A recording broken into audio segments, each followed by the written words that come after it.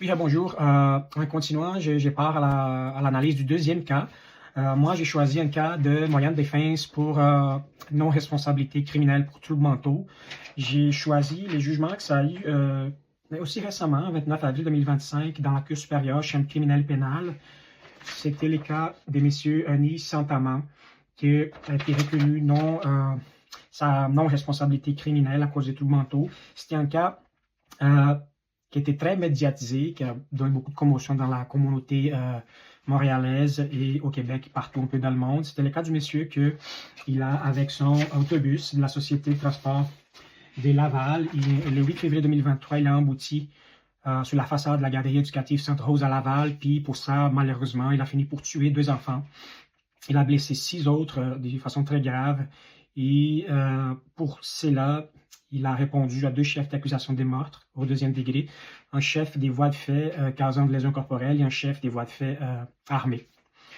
Dans le cas de ces jugements-là, c'était un jugement que le juge Eric Dons analysait tout l'ensemble de la preuve qui était 2 expertises médicales par des psychiatres, une expertise puis une contre-expertise, puis l'ensemble aussi des témoignages, non seulement des gens qui étaient dans la garderie, mais aux alentours de la scène du crime. Puis, pour ces gens de moyens de défense, c'est important c'est prévu comme une exception à la règle de la responsabilité criminelle. Puis, cette exception, elle est prévue dans l'article 16 du Code criminel, qui parle qu'on a une présomption que toute personne est dans son bon état d'esprit, mais que si jamais elle a atteint d'un trouble mentaux, ben, c'est une présomption là, qui peut être renversée. Mais le fardeau de la preuve pour ça, c'est à la personne qui veut prouver comme moyen de défense qu'au moment du fait ou de l'omission, la personne était atteinte des troubles mentaux. Fait que l'article 16, il donne comme un élément des causes, puis 2 éléments de effet. Fait que pour que ça soit reconnu les troubles mentaux puis l'excuse, les moyens de défense pour troubles mentaux, la non-responsabilité criminelle, on doit avoir la conjugaison des 2 éléments minimalement. Un, c'est la cause, c'est que la responsabilité criminelle d'une personne ne va être pas engagée à l'égard d'un acte ou d'une omission de sa part survenue lorsqu'elle a été atteinte de troubles mentaux. Fait que l'élément principal, c'est qu'au moment de l'acte ou de l'omission, la personne était vraiment atteinte des troubles mentaux. Puis quand on parle des troubles mentaux, la loi ici, là, c'est pas les troubles mentaux au sens de la médecine, d'un diagnostic, c'est vraiment au sens juridique. C'est au moment du fait, mettons, ça va être le juge qui va analyser selon sa conviction, là, si la personne était portée d'un trouble mentaux. Puis les autres 2 éléments d'effet, que ce soit, mettons, un ou l'autre, c'est pas cumulatif. C'est qu'au moment, par l'effet que la personne avait trouble mentaux, la rendait incapable de juger la nature et la qualité de l'acte de l'omission, de savoir que l'acte de l'omission était mauvais. Ça, c'est l'élément moral, fait que ça vient empêcher la personne d'avoir un bon raisonnement. Ça joue dans la raison de l'individu d'être capable de juger la nature de l'acte ou ce qu'il était mauvais. Comme dit Parent dans son ouvrage, contrairement à la contrainte, à la nécessité qui attaque la volonté ou la liberté de choix, l'aliénation mentale affecte la raison du malade. Et donc, si on retourne au cas concret du jugement ici, on pourrait dire que les raisonnements des messieurs étaient affectés. Fait qu'au moment de l'acte reproché, mettons qu'il a enfoncé avec l'autobus la garderie en tuant des enfants, blessant d'autres enfants.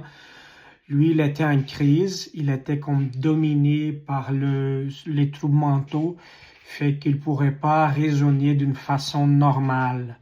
Donc, sa responsabilité criminelle ne peut pas être engagée dans un état comme ça. Comme le tribunal a conclu qu'à la lumière de la preuve commune, non contradicte et convaincante, les éléments matériels des infractions reprochées ont été prouvés hors d'études doute raisonnable. Donc ici, c'est très important de comprendre que l'acte tu réuses, mettons, l'élément matériel, les résultats étaient là, étaient reconnus par le tribunal, mais quand on parle d'autres éléments de la responsabilité criminelle, qui c'est la mens rea, l'état d'esprit, cet état d'esprit-là était contaminé, était déformé par justement l'état d'esprit là, qui le monsieur était dans les troubles mentaux, était incapable de comprendre la nature de son acte ou même de juger s'il était moralement reconnu ou non. Fait que si je peux me positionner, sans doute, là, je serai dans un éventuel recours en appel, je serai pour la manutention de la décision, fait que dans le sens que les droits criminels, c'est un lien très faible, mais les droits criminels, il peut pas punir une personne qui n'était pas capable de comprendre ce qu'elle faisait au moment de l'acte. Fait que c'était une décision correcte selon mon discernement. Et puis dans ce cas-là, c'est compliqué parce que ça peut passer par la société un peu que le monsieur n'était pas puni. Fait qu'effectivement, il n'était pas puni parce qu'il ne pouvait pas être puni, mais dans un souci de protéger la société, ça c'est un des éléments aussi du droit criminel. Et les juges ont déterminé sa détention. Puis là, récemment, en 2026, il y a eu un autre jugement dans les mêmes cas que le monsieur était reconnu en accusé de haut risque. Fait que sa détention a été déterminée pour être continuée. Puis lui, il va passer par des études, des évaluations continues pour voir si jamais dans un futur, il serait capable de retourner à la société ou faire des sorties ponctuelles. Mais présentement, c'était reconnu que non. Fait que c'est très sensible au niveau de la protection des droits individuels versus les droits collectifs de la société, mais dans ce cas-là, en étant reconnu comme un sujet de haut risque, par la protection de la société, par la protection de lui-même, c'était privilégié qu'il reste dans une détention dans un hôpital psychiatrique. Puis pour finaliser mon analyse, j'ai pris, en faisant des recherches, des données d'une docteure, elle s'appelle Marichelle Leclerc, qui a fait une étude de son doctorat à l'Université de Montréal, puis elle montre des données intéressantes, qu'à chaque 1000 verdicts au Québec, 6 sont des non-responsabilités criminelles, puis de ces 6-là, 4% sont des crimes, des homicides, versus 12% en Ontario. Fait qu'au Québec, on a plus des cas des veredicts non responsabilités, c'est moins lié aux homicides, mais plus par des crimes patrimoniaux.